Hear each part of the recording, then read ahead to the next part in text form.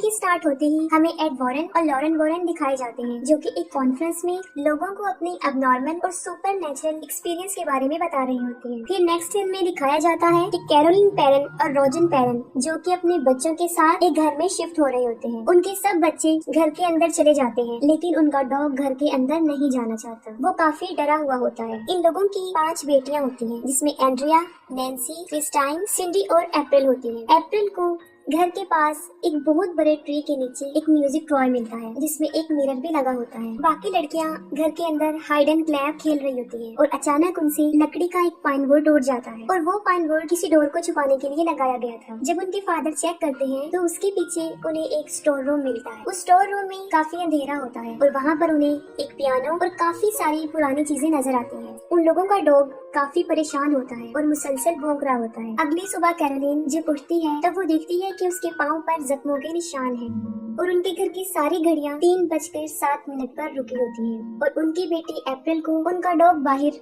मरा हुआ मिलता है। इसके बाद अगला सीन हमें एड वॉरेन के घर पे गोस्ट म्यूजियम में दिखाया जाता है। वहाँ एड के साथ एक प्रेस रिपोर्टर भी होता है। वहाँ पर वॉरेन प्रेस रिपोर्टर को ये बता रहा होता है कि इस म्यूजियम में जितनी भी चीजें हैं वो सारी जिन्नात की भूतों की हैं या उन्हें जादू टोनों में इस्तेमाल किया गया है और ये गोस्ट महीने में एक मर्तबा यहाँ आके प्रेयर करते हैं। फिर एड उन्हें एक एनाबेल डॉल के बारे में बता रहे होते हैं। वो बताते हैं कि इस डॉल में एक बहुत बड़ी शैतानी ताकत जिसने इसे अपना सोर्स बनाया हुआ है। इसके बाद फिर हमें वो फार्म हाउस दिखाया जाता है, जहाँ पर जैसे ही 3:07 होते हैं घड़ी वहीं पर रुक जाती है और ठीक उसी वक्त बुरी चीजों का टाइम शुरू हो जाता है। फिर क्रिस्टीन जब अपने बेड पर सो रही होती है तब कोई जोर से उसका पाँव खींचता है और इसके साथ उसे बहुत गंदी स्मेल भी आती है। सिंडी को नींद में चलने की आदत होती है और वो नींद में चलते चलते एंड्रिया के रूम में चली जाती है और बहुत अजीब तरीके से अलमारी पर अपना सर मार रही होती है। अगले दिन सुबह को कैरोलिन की बॉडी पर एक और जख्म का निशान दिखाई देता है। रॉजर जब घर से बाहर जाता है तब वो देखता है कि ट्री के ऊपर एक कबूतर मर के नीचे गिरा है। ये देखकर वो काफी हैरान हो जाता है और जाहिर है ये बात उस चीज की तरफ इशारा कर रही थी कि वहाँ पे किसी शैतानी ताकत का कब्जा है। और घर पर अप्रैल और कैरोलिन अकेले होते हैं। तब अप्रैल किसी से बात कर रही होती है, लेकिन वहाँ पर कोई भी मौजूद नहीं होता। फिर अप्रैल कैरोलिन को हाइड एंड क्लैप खेलने का कहती है और कैरोलिन उसे ढूंढते हुए जब एंड्रिया के रूम में जाती है वहाँ पर अलमारी खुद ब खुद खुल जाती है। अलमारी में से हाथ को कोई बाहर निकाल कर क्लैप करता है।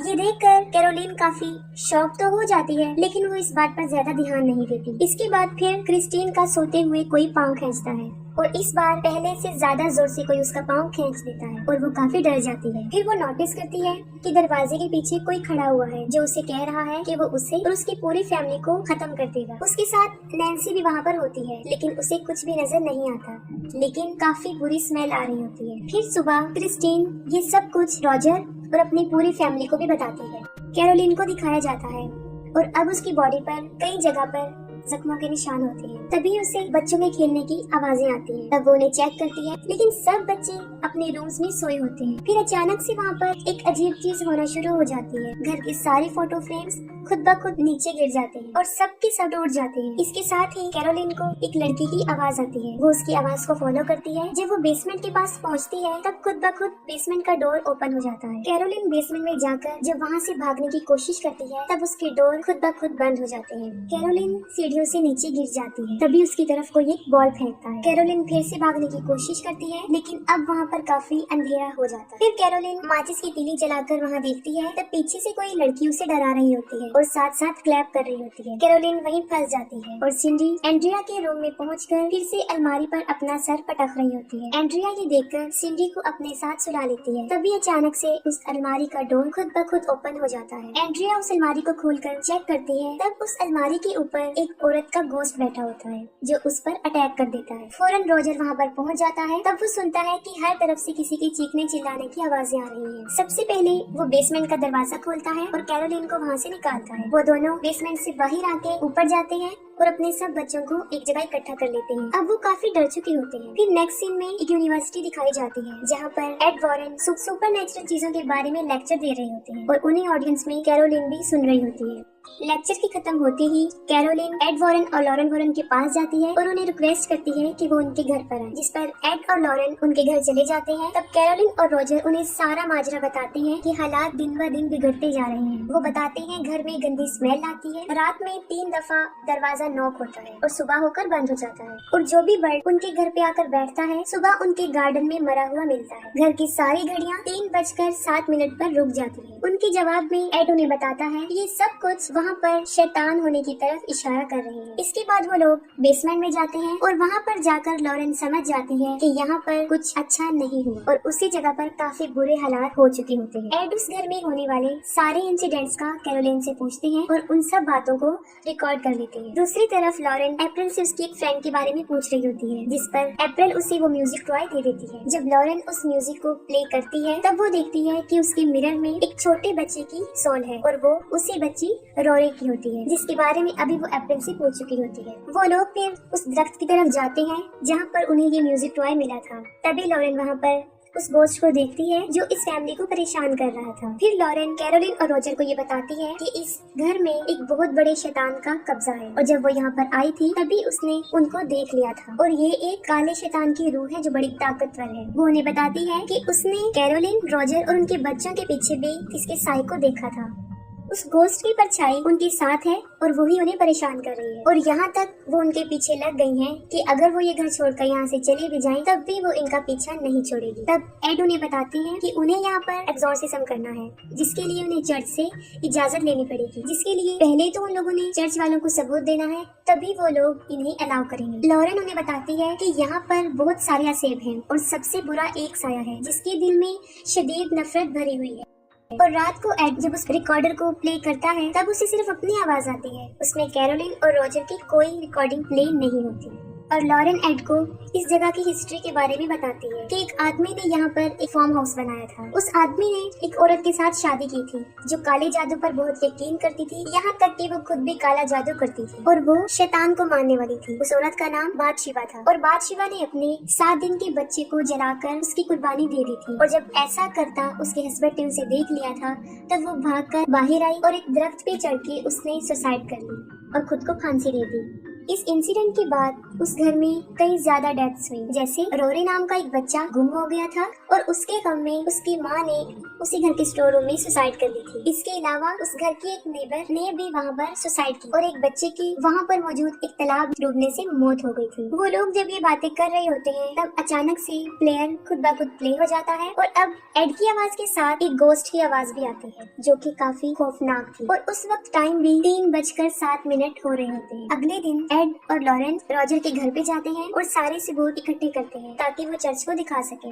इस काम को करने के लिए एक पुलिस ऑफिसर उनकी मदद करता है और उसके साथ एक लड़का ब्रैड भी। वो लोग इस घर के चारों तरफ कैमरास और वॉइस रिकॉर्डर लगा देते हैं और अंदर लॉरेन, कैरोलिन और उसकी फैमिली की एक पिक्चर को देखती है और अपनी पावर से वो ये समझ जाती है कि ये मोमेंट जब उन्होंने ये पिक्चर कैप्चर की थी उनके लिए सबसे खास था। एड सारे रूम्स में होली वाटर को छिड़कता है ताकि अगर वहाँ पे कोई शैतानी पावर हो तो उन्हें इससे तकलीफ पहुँचे और उसकी हरकत से ये लोग उसे रिकॉर्ड कर सके। अचानक से बेसमेंट का डोर ओपन हो जाता है और एड और लॉरेन वहाँ पर चले जाते हैं, लेकिन वहाँ उन्हें कुछ नजर नहीं आता। लेकिन जब वो वहाँ से बाहर आने की कोशिश करते हैं तब डोर अपने आप बंद हो जाता है। उस रात वहाँ पर उन्हें कुछ भी सबूत नहीं मिलता, ना ही कुछ वहाँ होता है।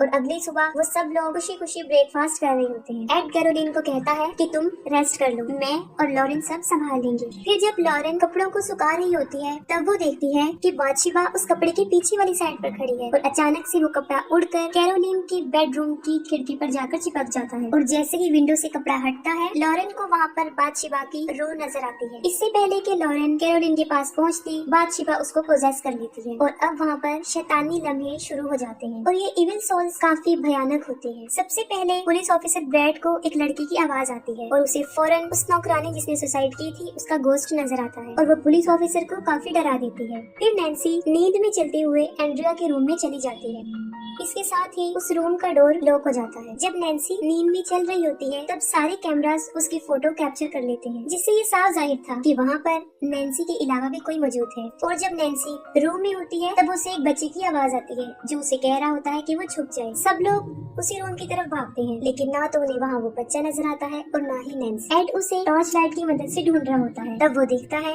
कि नैन्सी दो दीवारों के बीच एक खाली जगह है, वो वहाँ पर है। अप्रैल लॉरेन को बताती है कि जब भी रोरी डरा हुआ होता है वो उसी जगह पर जाकर छुपता है, जिस पर लॉरेन फौरन उस जगह पर पहुँच जाती है। वहाँ पर उसे बच्चे के टॉयज नजर आते हैं और म्यूजिक प्ले की जगह भी, और वहाँ पर उसे वो रस्सी भी मिल जाती है जिससे बादशिबा ने सुसाइड किया था। अचानक से वहाँ पर एक लकड़ी टूट जाती है और लॉरेन वहाँ से गिर जाती है और एक स्टोर रूम में आ जाती है। वहाँ पर लॉरेन उस म्यूजिक के गिलास में देखती है, तब उसे रोरी की मदर की सोल नजर आती है जो कि बुरी तरह रो रही होती है। रोरी की मदर का घोस्ट लॉरेन को कहता है कि उसने उससे ऐसा करवाया था, और ये कहते ही वो वहाँ से गायब हो जाती है। और वहीं पर बादशिबा का घोस्ट भी होता है जो लॉरेन को काफी डरा देता है, और जब वो वहाँ से भागने लगती है तब वो उसके गले की चेन को खींचकर पीछे की तरफ लाती है। वो लॉकेट टूटकर वहाँ गिर जाता है जो उसे उसकी बेटी ने दिया था। लॉरेन की बेटी का नाम जूडी होता है, जिसमें उसकी पिक्चर भी लगी होती है। लॉरेन भागकर बाहर आती है और वो सबको बताती है कि ये बुरी परछाइयाँ सिर्फ माँ पर ही हावी होती है और माँ के हाथों ही उसके बच्चे की जान ले लेती है। वो उन्हें बताती है कि अब वो कैरोलिन को पोजेस कर रही है और उसकी बॉडी पर जो जख्मों के निशान है इसकी भी ये घोस्ट ही वजह है। अचानक से सारे क्रॉस जमीन पर गिर जाते हैं और नैन्सी को कोई ताकत उसके बालों से पकड़ती है और उसे इधर उधर मारना शुरू कर देती है, लेकिन वो लोग नैन्सी को बचाने में कामयाब हो जाते हैं। वो लोग इस घर को छोड़ने का फैसला कर लेते हैं, जिस पर एड रॉजर को बताता है कि ये सब कुछ वो चर्च के सामने पेश करेंगे और फिर इस घर का एग्जॉर्सिज्म करेंगे। इसी दौरान लॉरेन को अपनी बेटी जूडी की आवाज आती है और वो देखती है कि तालाब में उसकी डेड बॉडी है। ये देखकर लॉरेन काफी डर जाती है। वो अपनी बेटी के लिए काफी परेशान हो जाती है और एड को भी इस बारे में बताती है कि ये हमारे लिए भी एक इशारा है। अगले दिन लॉरेन और एड फादर को उस घर में होने वाले वाकयात के बारे में बताते हैं और सारे सबूत भी दिखाते हैं, और उनके पास वो पिक्चर भी होती है जब नैन्सी नींद में चल रही होती है, और उस वक्त वहाँ पर नैन्सी के साथ रोरी की सोल भी खड़ी होती है, जिसके लिए फादर उन्हें ये कहते हैं कि एग्जॉर्सिज्म के लिए उन लोगों को मजीद आगे से परमिशन लेनी होगी क्योंकि ये लोग कैथलिक नहीं है। फिर हमें लॉरेन एड की बेटी जूडी दिखाई जाती है और वो बादशिबा का घोस्ट उसके लॉकेट के जरिए उस बच्ची के पास पहुंच जाता है। तभी वो जूडी का पाँव खींचती है, जिससे वो जाग जाती है और काफी डर जाती है और अपने मदर और फादर को ढूंढते हुए अपने रूम से बाहर आ जाती है। और यहाँ पर हम ये भी देखते हैं कि उनके उस घोस्ट म्यूजियम में वो अनाबेल डॉल नहीं है, जिससे जूडी काफी डर जाती है। और उसी वक्त वहाँ पर बादशिबा नजर आती है, जिसकी गोद में वो अनाबेल डॉल बैठी होती है। बादशिबा जूडी को डराती है और उसे नुकसान पहुँचाने की कोशिश भी करती है, लेकिन बिल्कुल ठीक वक्त पर एड और लॉरेन वहाँ पर पहुँच जाते हैं और अपनी बेटी की जान बचा लेते हैं। और दूसरी तरफ कैरोलिन, अप्रैल और क्रिस्टाइन को अपने साथ कहीं पर लेकर जा रही होती है, और जैसे इस बात का रोजर को पता चलता है वो फौरन एड को इन्फॉर्म करता है। लॉरेन उसे बताती है कि वो अपने बच्चों को लेकर उस घर में जा रही है क्योंकि ये सारी शैतानी ताकतें माओ पर अपना असर जमा कर उनसे अपने बच्चे की डेथ करवाती है। और ये सब लोग दोबारा उस घर में चले जाते हैं। जैसे ही ये लोग वहाँ पर पहुँचते हैं तब कैरोलिन क्रिस्टाइन को मारने वाली होती है, लेकिन वो लोग क्रिस्टाइन को बचा लेते हैं और उसे कार में बिठा देते हैं। अप्रैल इस इंसिडेंट को देखकर काफी डर जाती है और किसी जगह पर जाकर छुप जाती है। और जब वो लोग कैरोलिन को घर से बाहर निकालने की कोशिश करते हैं तब वो घोस्ट उसको नुकसान पहुंचाने की कोशिश करता है और कैरोलिन को बाहर जाने नहीं देती। और लॉरेन फौरन समझ जाती है कि अगर कैरोलिन बाहर चली गई तो वो घोस्ट इसको जान से मार देगा, और वो शैतान कैरोलिन को खींचकर फिर से स्टोर रूम में ले जाता है। वो लोग स्टोर रूम में जाकर कैरोलिन को कंट्रोल करने की कोशिश करते हैं, लेकिन ये शैतान काफी पावरफुल होता है और उसकी हालत काफी खराब कर चुका होता है, जिससे उसे कंट्रोल में करना कोई आसान बात नहीं थी। और दूसरी तरफ वो पुलिस ऑफिसर घर में अप्रैल को ढूंढ रहा होता है।